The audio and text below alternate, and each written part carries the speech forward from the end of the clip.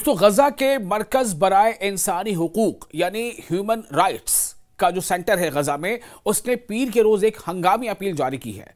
ये अपील है जिसमें यह मुतालबा किया गया है कि गजा की पट्टी में मुकीम लाखों बेघर फलस्तीनियों के लिए फौरी तौर पर पनाह, कंबल और गर्म लिबास मुहैया किया जाए। ऐसे तादाद लाखों लोग ऐसे हैं जिनके लिए ये फौरी जो है वो जरूरत है कि उन्हें कंबल मुहैया कराया जाए, उन्हें रहने के लिए शेल्टर मुहैया कराया जाए, और यहाँ तक कि उनके खुर्दनी अशिया के भी उनको बहुत सख्त दरकार है। और चूंकि काफ़ी जो मौसम की जो तब्दीली है वो इन्हें काफ़ी परेशान कर रही है, तो गजा के जो ह्यूमन राइट्स के जो सेंटर है उसने एक बार फिर आपको बता दें कि उसने पीर के रोज एक हंगामी अपील जारी की है। और इस अपील में यह दरख्वास्त की गई है, यह मुतालबा किया गया है कि गजा की पट्टी में मुकीम लाखों बेघर फलस्तीनियों के लिए फौरी तौर पर पनाह, कंबल और गर्म लिबास मुहैया किया जाए, जो फरसूदा खेमों में कसम पोरसी की जिंदगी गुजार रहे हैं। यानी उनकी जो दिनचर्या है, उनका जो रोजाना का जो मामूल है वो काफी मुश्किलात भरा है, चूंकि जो उनके खेमे भी हैं, जो टेंट भी है, वो भी काफी टेम्पररी है और उसमें जिंदगी गुजारना बहुत ही ज्यादा मुश्किल है। तो इस सेंटर ने, जो ह्यूमन राइट्स सेंटर है गजा की, इस सेंटर ने अपने बयान में कहा है कि तकरीबन 20 लाख, ध्यान से सुनिए, इस ह्यूमन राइट्स सेंटर ने, गजा के ह्यूमन राइट्स सेंटर ने कहा है कि तकरीबन 20 लाख फलस्तीनी शहरी इस वक्त गजा में एक बदतरीन इंसानी अलमिये से दो चार हैं, जो हर गुजरते दिन के साथ संगीन होता जा रहा है, यानी और ज्यादा कठिन होता जा रहा है जिंदगी गुजारना। सर्दी का जो मौसम है वो करीब आते ही मौसम में ना महफूज पनाहगाहें हैं, ना मुनासिब खेमे हैं और ना ही गर्म लिबास है, और कंबल भी दस्तयाब नहीं है। एक तरफ आप देखें कि उनके घरों को मिसमार कर दिया गया, उनके जो वसाइल थे वो उन्हें तबाह कर दिया गया, और आए दिन जो सरहदी इलाके हैं उसमें से ये खबरें भी आ रही हैं कि किस तरह से कहीं पर जो आबादकार हैं, जो सेटलर्स हैं, वो फलस्तीनियों को परेशान कर रहे हैं। कहीं जो है इस्राइली ऑक्यूपेशन आर्मी है वो इन्वेस्टिगेशन और पूछताछ के नाम पर वो फलस्तीनियों को परेशान कर रही है, और उनमें से कई बार गिरफ्तारियों का भी अमल सामने आता है। और वहीं दूसरी तरफ अब जो मौसम का रुख बदल रहा है उसने भी फलस्तीनियों की जिंदगी को काफ़ी तबाह किया है। तो इस ह्यूमन राइट्स सेंटर के मुताबिक दसियों हजार खानदान अब भी ऐसे खैमों में रहने पर मजबूर हैं जो ना सर्द रातों की शिद्दत बर्दाश्त कर सकते हैं, ना बारिश से कोई तहफ़्फ़ुज़ दे सकते हैं। आप सोचें, आप किसी ऐसे टेंट में रह रहे हो या ऐसे खेमे में रह रहे हो जो बारिश से आपको नहीं बचा सकता है या जो सर्द हवाओं से आपको नहीं बचा सकता है, वैसे में आप या आपका खानदान भला कैसे वक्त गुजारेगा, कैसे रात गुजारेगा।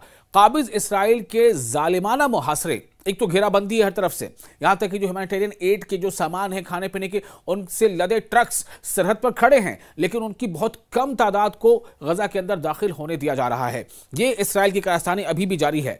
तो इसराइल के जालिमाना मुहासरे यानी घिराव, सरहदी गुजरगाहों की बंदिश और इमदादी सामान के दाखिले पर पाबंदी ने इनकी जिंदगी को मजीद अजीरन कर दिया है। हालांकि जंगबंदी को 1 माह गुजर चुका है, और इसी से मुतालिक आपको बता दें कि यूएन के भी कई एजेंसीज ने बार बार ये आगाह किया है कि बहुत मुश्किल हो जाएगा अगर उन्हें जल्द से जल्द राहत सामग्री नहीं पहुंचाई गई। तो इस गजा के ह्यूमन राइट्स सेंटर के राब्ताकार और तर्जुमान, जो उनके स्पोक्स पर्सन है मोहम्मद खैरी, उन्होंने बताया है कि इंसानी सूरत हाल इंतहाई खौफनाक और नाकाबिले बर्दाश्त सतह पर पहुंच चुकी है, खास तौर से जुनूबी और साहिली इलाकों में। यानी जो सदर्न गजा है, गजा के जो साउथ का यानी कि जुनूबी इलाका है वहां, और जो साहिली इलाके हैं यानी समंदर के किनारे किनारे के इलाके, साहिली इलाकों में जहां लाखों बेघर अफराद रिहाइश पजीर हैं, उन्होंने कहा कि इन इलाकों में लोग बगैर किसी तहफ़्फ़ुज़ के खुले आसमान तले जिंदगी गुजारने पर मजबूर हैं। ना इनके पास ईंधन है, ना हरारत का कोई जरिया, यानी ये कैसे खुद को गर्म रख सकें उसका भी उनके पास कोई मुनासिब इंतजाम नहीं है, और उसके अलावा बारिश के पानी के निकास का भी कोई इंतजाम नहीं है, जिससे ये खेमा बस्तियां डूबने और मौसमी बीमारियों के फैलने के खतरे से दो चार है। इस तरह के पूरे हालात वहां पर, इसीलिए एक हंगामी का मतलब होता है कि इमरजेंसी अपील की गई है कि जल्द से जल्द उन तक की मदद पहुंचाई जाए। और ऐसा नहीं कि मदद पहुंच नहीं रही है, मदद पहुंच रही है, लेकिन उस मदद को गजा के अंदर दाखिल होने नहीं दिया जा रहा है। कौन रोक रहा है? Israeli settlers. कौन रोक रहा है? Israeli army. उसे गजा के अंदर ऐसे मदद से भरे ट्रकों को गजा में दाखिल होने से रोका जा रहा है।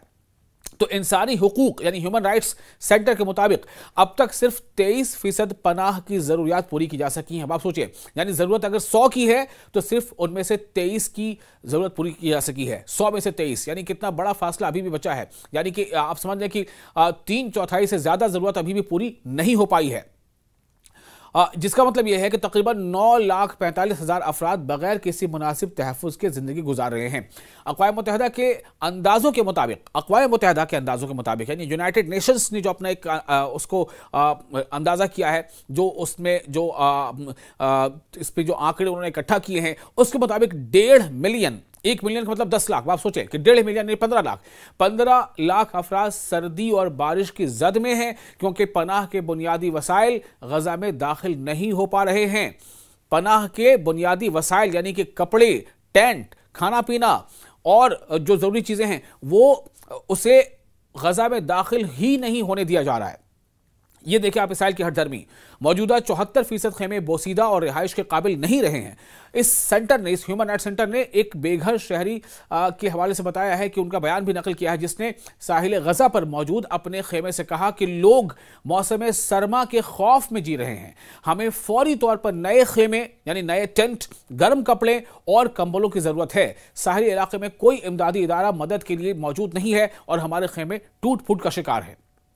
ये उन लोगों का कहना है जो खासतौर से जो जुनूबी जो गजा में रह रहे हैं और साथ साथ जो साहिल से सटे इलाके में रह रहे हैं, उनका ये कहना है। उन्होंने कहा कि ना हरारत के ज़राए हैं, ना खाने पीने का कोई इंतजाम है। मरकज़ बराए इंसानी हुकूक ने वाज़े किया है कि काबिज़ इसराइली अफवाज यानी ऑक्यूपेशन इसराइली आर्मी गजा की आधी से ज़्यादा ज़मीन पर काबिज़ हैं और शहरियों और इमदादी कारकुनों के नक्ल हरकत पर पाबंदियाँ आयद है। आप समझ रहे हैं, गजा की आधी से ज्यादा जमीन पर कौन कब्जा किए हुए है? इस्राएली आर्मी। और जो वहां पर सेंटर्स हैं या ऐसे ग्रुप्स हैं जो इमदादी ग्रुप हैं, ह्यूमैनिटेरियन एड पहुंचाने वाले ग्रुप हैं, उन पर पाबंदी है। आप वहां नहीं जा सकते, आप ये काम नहीं कर सकते, आप सामान उन तक नहीं पहुंचा सकते। ये हालत होगी जिसकी वजह से महफूज मकामात पर मुंतकिल होना नामुमकिन हो चुका है। इस इदारे ने कहा है कि मौजूदा खेमे इंसानी तहफ़्फ़ुज़ का कम अज़ कम मयार भी फराहम नहीं करते, इसलिए किरफान को मुतबादिल के तौर पर अपनाए जाने की ज़रूरत है ताकि सर्दी और बारिश से बेहतर तहफ़्फ़ुज़ मुमकिन हो और बच्चों और बुजुर्गों में बीमारियों और अमवात की शरह में कमी आ सके। इसके साथ साथ फौरी तामीर नौ और पनाह की मनसूबाबंदी पर अमल दरामद भी नागुज़ीर हो गया। ये बहुत ज़रूरी हो गया है। आलमी बिरादरी से अपील की गई है कि वो जल्द से जल्द इस पर तवज्जो दें।